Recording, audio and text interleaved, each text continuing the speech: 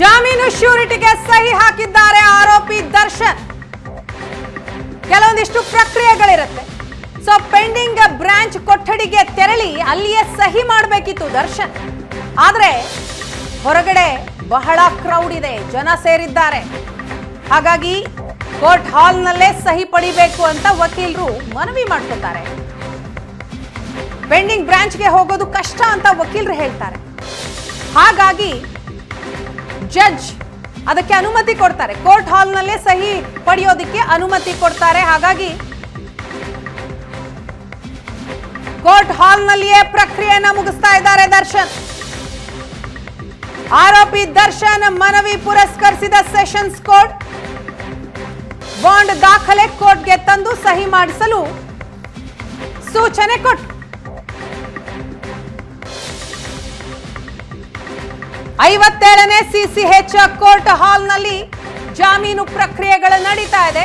Judge Jaishankar ಅವರ ಮುಂದೆ ಈ ಸಂದರ್ಭದಲ್ಲಿ ರೇಣುಕಾ ಸ್ವಾಮಿ ಮರ್ಡರ್ ಕೇಸ್ನ ಜಾಮೀನು ಪಡೆದಂತಹ 7 ಆರೋಪಿಗಳ ಪರ ವಕೀಲರು ಕೋರ್ಟ್ ಹಾಲ್ನಲ್ಲೇ ಇದ್ದಾರೆ.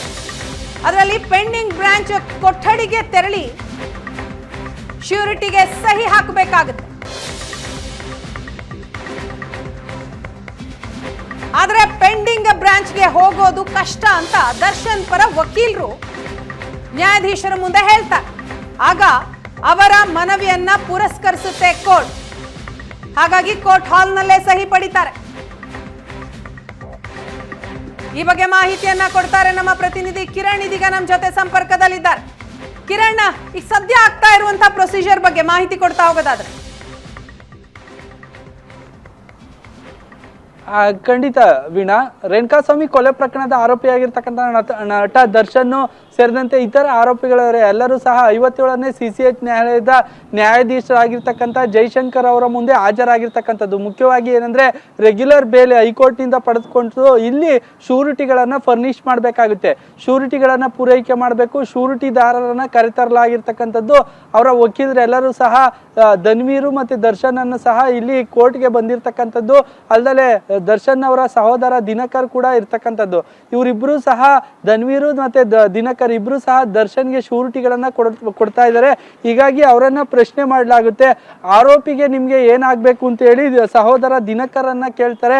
ಆ ಸಂದರ್ಭದಲ್ಲಿ ದಿನಕರ್ ನನಗೆ ಸಹೋದರ ಅಂತ ಹೇಳ್ತಾರೆ. ಮತ್ತೊಂದೆಡೆ ಧನ್ವೀರ್ ಅವರನ್ನ ನ್ಯಾಯಾಧೀಶರು ಕೇಳಿದ ಸಂದರ್ಭದಲ್ಲಿ ಸ್ನೇಹಿತ ಅಂತ ಹೇಳಿ ಧನ್ವೀರು ಉತ್ತರ ಕೊಟ್ಟಿರ್ತಕ್ಕಂಥದ್ದು. ನಂತರ ಪವಿತ್ರ ಗೌಡ ಇದೇ ನಡುವೆ ಪವಿತ್ರ ಗೌಡ ಶೂರಿಟಿಗಳನ್ನು ಸಹ ಅವರ ವಕೀಲರು ಫರ್ನಿಶ್ ಮಾಡ್ತಾ ಇರ್ತಕ್ಕಂಥದ್ದು, ಪೂರೈಕೆ ಮಾಡ್ತಾ ಇದ್ದಾರೆ. ಅದರಲ್ಲಿ ಪವಿತ್ರ ಗೌಡಗೆ ಪರಿಚಯಸ್ಥರಿಂದ ಸಹ ಶೂರಿಟಿಯನ್ನ ನೀಡಲಾಗ್ತಾ ಇದೆ. ತಲಗಟ್ಪುರದಲ್ಲಿರ್ತಕ್ಕಂಥ ಒಂದು ಆಸ್ತಿಯ ದಾಖಲೆಗಳನ್ನ ಶೂರಿಟಿಯಾಗಿ ನೀಡಲಾಗಿದೆ. ಮತ್ತೊಂದೆಡೆ ಪವಿತ್ರ ಗೌಡರ ತಾಯಿ ಏನಿದ್ದಾರೆ, ತಾಯಿಯ ಶೂರಿಟಿ, ತಾಯಿಯ ಸ್ನೇಹಿತೆ 2ನೇ ಶೂರಿಟಿಯಾಗಿ ಕೊಟ್ಟಿರ್ತಕ್ಕಂಥದ್ದು. ಇನ್ನು ದರ್ಶನ್ಗೆ ಸಾಕಷ್ಟು ಓಡಾಡೋದಕ್ಕೆ ಕಷ್ಟ ಆಗ್ತಾ ಇದೆ ಅಂತ ಹೇಳಲಾಗ್ತಾ ಇತ್ತು. ಸಾಕಷ್ಟು ಸಮಸ್ಯೆ ಇದೆ. ಈ ಸ್ಪೈನಲ್ ಕಾರ್ಡ್ನಲ್ಲಿ ಲೆಫ್ಟ್ ಸೈಡು ಸಾಕಷ್ಟು ಸ್ವಾಧೀನ ಇಲ್ಲ, ಓಡಾಡೋದಕ್ಕೆ ಆಗ್ತಾ ಇಲ್ಲ ಅಂತ ಹೇಳಿದ್ರು. ಆದರೆ ಆಸ್ಪತ್ರೆಯಿಂದ ನೇರವಾಗಿ ಕೋರ್ಟ್ಗೆ ಬಂದಿರತಕ್ಕಂಥದ್ದು. ಇಲ್ಲಿ ರೆಗ್ಯುಲರ್ ಬೇಲನ್ನ ಶೂರಿಟಿಯನ್ನ ಫರ್ನಿಶ್ ಮಾಡೋದಕ್ಕೆ, ಶೂರಿಟಿಯನ್ನ ಪೂರೈಕೆ ಮಾಡೋ ಸಂದರ್ಭದಲ್ಲಿ ಬಂದಿದ್ದಾರೆ. ಈ ಸಂದರ್ಭದಲ್ಲಿ ಪೆಂಡಿಂಗ್ ಬ್ರಾಂಚ್ಗೆ ಹೋಗಿ ಸಹಿ ಮಾಡುವಂತೆ ಸಹ ದರ್ಶನ್ಗೆ ನ್ಯಾಯಾಧೀಶರು ಸೂಚನೆ ಕೊಡ್ತಾರೆ. ಆ ಸಂದರ್ಭದಲ್ಲಿ ಮಧ್ಯಪ್ರವೇಶಿಸಿದಂತಹ ದರ್ಶನ್ ಪರ ವಕೀಲರಾಗಿರ್ತಕ್ಕಂಥ ಸುನೀಲ್ ಹೇಳ್ತಾರೆ, ದರ್ಶನ್ ಅವ್ರಿಗೆ ಓಡಾಡೋದಕ್ಕೆ ಕಷ್ಟ ಆಗುತ್ತೆ, ಇಲ್ಲಿಗೆ ಸಹ ದಾಖಲಾತಿಗಳನ್ನು ತರಿಸಿ ಲೆಡ್ಜರ್ ಬುಕ್ಕನ್ನು ತರಿಸಿ ಇಲ್ಲೇ ಸಹ ನಟ ದರ್ಶನ್ ಕೋರ್ಟ್ ಹಾಲ್ನಲ್ಲೇ ಸಹ ಸಹಿ ಮಾಡ್ತಾರೆ ಅಂತ ಹೇಳ್ತಾ ಇರ್ತಕ್ಕಂಥದ್ದು. ಇನ್ನು ದರ್ಶನನ್ನ ನೋಡೋದಕ್ಕೆ ಸಹ ಜನ ಮುಗಿ ಬೀಳ್ತಾ ಇರ್ತಕ್ಕಂಥದ್ದು. ಕೋರ್ಟ್ ಹಾಲ್ನಲ್ಲಿ ಸಹ ವಕೀಲರು ಜನರು ಕಿಕ್ಕಿರಿದು ತುಂಬಿರ್ತಕ್ಕಂಥದ್ದು. ಹೊರಗಡೆ ಹೋಗೋದಕ್ಕೂ ಸಹ ಆಗ್ತಾ ಇಲ್ಲ. ಹೀಗಾಗಿ ಅಲ್ಲೇ ಸಹ ಪೆಂಡಿಂಗ್ ಬ್ರಾಂಚ್ಗೆ ಹೋಗಿ ಅಲ್ಲಿ ಸಹಿ ಮಾಡೋದು ದರ್ಶನ್ಗೆ ಕಷ್ಟ ಆಗುತ್ತೆ, ಓಡಾಡೋದಕ್ಕೆ ಕಷ್ಟ ಆಗ್ತಾ ಇದೆ ಅಂತೇಳಿ ವಕೀಲರು ವಾದ ಮಾಡ್ತಾ ಇರ್ತಕ್ಕಂಥದ್ದು. ಆ ಸಂದರ್ಭದಲ್ಲಿ ಇದನ್ನ ಮನವಿನ ಪುರಸ್ಕರಿಸಿದಂತಹ ನ್ಯಾಯಾಧೀಶರು ಪೆಂಡಿಂಗ್ ಬ್ರಾಂಚಿಂದ ಇಲ್ಲೇ ಸಹ ಸಹಿ ಮಾಡೋದಕ್ಕೆ ಬುಕ್ಕನ್ನು ತರಿಸ್ತಾ ಇರ್ತಕ್ಕಂಥದ್ದು. ಅಲ್ಲೇ ಸಹ ಸಹಿ ಮಾಡಿ ನಂತರ ಇಲ್ಲಿಂದ ಹೊರಡೋದಕ್ಕೆ ಸಹ ಸಿದ್ಧತೆ ಮಾಡ್ಕೊತಾ ಇರ್ತಕ್ಕಂಥದ್ದು. ವಕೀಲರ ಮನವಿಯನ್ನು ಪುರಸ್ಕರಿಸಿ ಬಾಂಡ್ ದಾಖಲೆ ಕೋರ್ಟ್ಗೆ ತಂದಿರ್ತಕ್ಕಂಥದ್ದು. ಆ ದಾಖಲೆಗಳನ್ನು ಸಹ ಎಲ್ಲ ಪೂರೈಕೆ ಮಾಡ್ತಾ ಇರ್ತಕ್ಕಂಥದ್ದು. ಕೋರ್ಟ್ನಲ್ಲಿ ಜನರು ಕಿಕ್ಕಿರಿದು ತುಂಬಿದ್ದಾರೆ. ಹೊರಗಡೆ ಹೋಗೋದಕ್ಕೂ ಸಹ ದರ್ಶನ್ಗೆ ಅವಕಾಶ ಇಲ್ಲ. ಹೀಗಾಗಿ ಅಲ್ಲೇ ಸಹ ತರಿಸಿ ಕೋರ್ಟ್ ಹಾಲ್ನಲ್ಲೇ ಸಹ ಬಾಂಡು ಶೂರಿಟಿ ಎಲ್ಲವನ್ನ ಸಹ ಫರ್ನಿಷ್ ಮಾಡಿ ಸಹಿಯನ್ನು ಪಡೆದುಕೊಳ್ಳಲಾಗ್ತಾ ಇದೆ. ಮುಖ್ಯವಾಗಿ ಈ ಪ್ರಕರಣದಲ್ಲಿ ಹೈಕೋರ್ಟ್ನಿಂದ ಜಾಮೀನು ಸಿಕ್ಕ ನಂತರ ಮಧ್ಯಂತರ ಜಾಮೀನು ಪಡೆದು 45 ದಿನಗಳ ಕಾಲ ಜಾಮೀನು ಸಿಕ್ಕಿತ್ತು ಮೆಡಿಕಲ್ ಬೇಲ್ ಮೇಲೆ.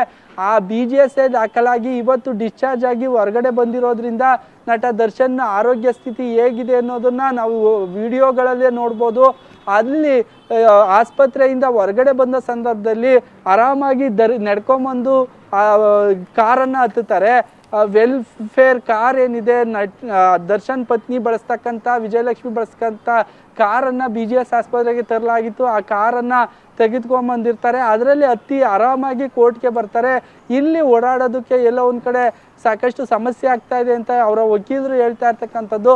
ಅಲ್ಲದೆ ಮುಖ್ಯವಾಗಿ ಏನಂದರೆ ಆಪ್ರೇಷನ್ ಮಾಡಿಸ್ತೀವಿ, ಆಪ್ರೇಷನ್ ಮಾಡಲೇಬೇಕು ಅಂತೇಳಿ ಈ ಹಿಂದೆ ಬೇಲನ್ನು ತೆಗೆದುಕೊಂಡವರು ಇದುವರೆಗೂ ಸಹ ಆಪ್ರೇಷನ್ ಆಗಿಲ್ಲ. ಕೇವಲ 90 ನಿಮಿಷಗಳ ಕಾಲ ಫಿಸಿಯೋಥೆರಪಿ ಮಾಡ್ತಾ ಇದ್ದಾರೆ ಅನ್ನೋ ಮಾಹಿತಿಯನ್ನು ಕೋರ್ಟ್ಗೆ ಸಲ್ಲಿಕೆ ಮಾಡಿದ್ರು. ಅಲ್ಲದೆ 11ನೇ ತಾರೀಕು 45 ದಿನ ಮುಗಿತಾ ಇರ್ತಕ್ಕಂಥದ್ದು. ಆ ಸಂದರ್ಭದಲ್ಲಿ ತರಾತುರಿಯಲ್ಲಿ ಆಪ್ರೇಷನ್ ಮಾಡ್ತೀವಿ ಅಂತ ಹೇಳ್ತಾರೆ, ಆದರೆ ಇದುವರೆಗೂ ಸಹ ಆಪ್ರೇಷನ್ ಆಗಿಲ್ಲ. ಎಲ್ಲೋ ಒಂದು ಕಡೆ ಡ್ರಾಮಾ ಆಡಿ ಬೇಲ್ ತೆಗೆದುಕೊಂಡ್ರ, ನಂತರ ರೆಗ್ಯುಲರ್ ಬೇಲನ್ನು ಸಹ ಅದೇ ರೀತಿ ಮಾಡ್ಕೊಂಡ್ರ. ರೆಗ್ಯುಲರ್ ಬೇಲ್ ಆದ ತಕ್ಷಣ ಈಗ 2-3 ದಿನದಲ್ಲಿ ದರ್ಶನ್ ಹೊರಗಡೆ ಬರ್ತಾರೆ ಅಂದರೆ ಎಷ್ಟು ಕೋರ್ಟ್ಗೆ ಏನಾದರೂ ಮಿಸ್ಲೀಡ್ ಮಾಡಿದ್ರ ಅನ್ನೋ ಅನುಮಾನ ಕೂಡ ವ್ಯಕ್ತವಾಗ್ತಾ ಇರ್ತಕ್ಕಂಥದ್ದು. ಎಲ್ಲೋ ಒಂದು ಕಡೆ ಆರೋಗ್ಯ ಸಮಸ್ಯೆ ಇದೆ, ನನಗೆ ಸ್ಪೈನಲ್ ಕಾರ್ಡ್ ಸಮಸ್ಯೆ ಇದೆ, ನನಗೆ ಸ್ಪೈನಲ್ ಕಾರ್ಡ್ನಲ್ಲಿ ಊತ ಕಾಣಿಸ್ಕೊಂಡಿದೆ ಅಂತೇಳಿ ಸಮಸ್ಯೆಯನ್ನು ಆರೋಗ್ಯದ ಸಮಸ್ಯೆ ಇಟ್ಟು ಬೇಲನ್ನು ಪಡೆದುಕೊಂಡವರು ಈಗ ಆರಾಮಾಗಿ ಓಡಾಡ್ತಾರೆ ಅಂದ್ರೆ ಎಲ್ಲೋ ಒಂದ್ ಕಡೆ ಡ್ರಾಮಾ ಕಂಪ್ಲೀಟ್ ಮಾಡಿದ ನಂತರ ದರ್ಶನ್ ಮನೆಗೆ ಹೋಗ್ತಾರಾ ಅಥವಾ ಮತ್ತೆ ಆಸ್ಪತ್ರೆಗೆ ಹೋಗ್ತಾರಾ? ಏನ್ ಮಾಹಿತಿ ಸಿಗ್ತಾ ಇದೆ ಇದ್ರ ಬಗ್ಗೆ? ವೀಣಾ, ಖಂಡಿತ ಈಗ ಶೂರಿಟಿಗಳನ್ನು ಫರ್ನಿಷ್ ಮಾಡಿ, ಶೂರಿಟಿ ಪೂರೈಕೆ ಮಾಡಿ, ಬಾಂಡನ್ನು ಪೂರೈಕೆ ಮಾಡಿ, ನಂತರ ನ್ಯಾಯಾಧೀಶರ ಮುಂದೆ ಹಾಜರಾದ ನಂತರ ಎಲ್ಲ ಎಚ್ಚರಿಕೆಯನ್ನು ಕೊಟ್ಟ ನಂತರ ಸೀದಾ ಮನೆಗೆ ಹೋಗ್ತಾರೆ ಅನ್ನೋ ಮಾಹಿತಿ ಇರ್ತಕ್ಕಂಥದ್ದು. ಹೊಸಕೆರೆಹಳ್ಳಿ ಮನೆಗೆ ಹೋಗ್ತಾರಾ ಅಥವಾ RR ನಗರದಲ್ಲಿರ್ತಕ್ಕಂಥ ಮನೆಗೆ ಹೋಗ್ತಾರಾ ಅನ್ನೋದು ಇನ್ನೂ ಸಹ ಕನ್ಫರ್ಮ್ ಆಗಿಲ್ಲ. ಹೀಗಾಗಿ ಏನು ಪೂರೈಕೆ ಕಾನೂನು ಪ್ರಕ್ರಿಯೆ ಏನಿರುತ್ತೆ, ಶೂರಿಟಿ ಬಾಂಡು ಎಲ್ಲವನ್ನ ಪೂರೈಕೆ ಮಾಡ್ತಾ ಇರ್ತಕ್ಕಂಥದ್ದು ಧನ್ವೀರು ಮತ್ತು ದಿನಕರ್ ಏನಿದ್ದಾರೆ ಅವರು ಶೂರಿಟಿಗಳನ್ನು ಫರ್ನಿಷ್ ಮಾಡ್ತಾ ಇದ್ದಾರೆ.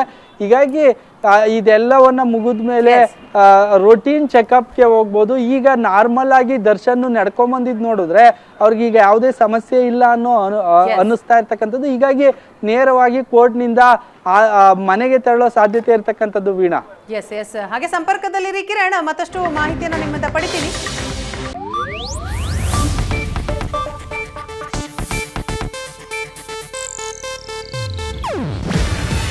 ಇದು ಏಷ್ಯಾನೆಟ್ ನ್ಯೂಸ್ ನೆಟ್ವರ್ಕ್ ಪ್ರಸ್ತುತಿ. ನೀವು ನೋಡ್ತಿದ್ದೀರಾ ಏಷ್ಯಾನೆಟ್ ಸುವರ್ಣ ನ್ಯೂಸ್.